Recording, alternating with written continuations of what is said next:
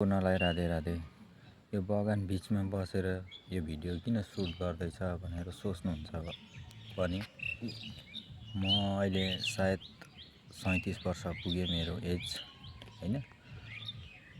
आज मलाई यस्तो नौबत आयो कि जिन्दगीमा अब जस्तै दुःख सुख गरेर भए पनि छोराछोरीहरू पढाउँदै थिएँ, एडमिसनहरू गरिरहेको थिएँ, दुईजनालाई हेर्दै थिएँ दुःख बिमार हुँदाखेरि।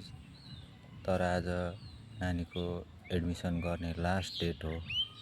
म ठुलेमा गएर 4-5 महिना भयो बाहिर काम गर्नु गएको छुइनँ र लाइसेन्स बनाएर राम्रो काम नपाउनाले गर्दाखेरि आज छोराछोरीको एडमिसन गर्ने बेला भयो। तर बाउसँग गोजीमा सुक्खो पैसा छैन।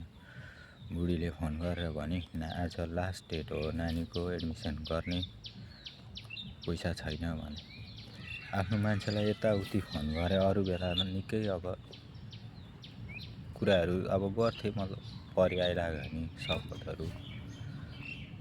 तर आफ्नो मान्छेको आशमा कहिले हुँदैन रहेछ। आफूसँग छैन भने अर्थे ज्ञान भरपुर दिन्छ, अर्थे ज्ञान बुद्धि।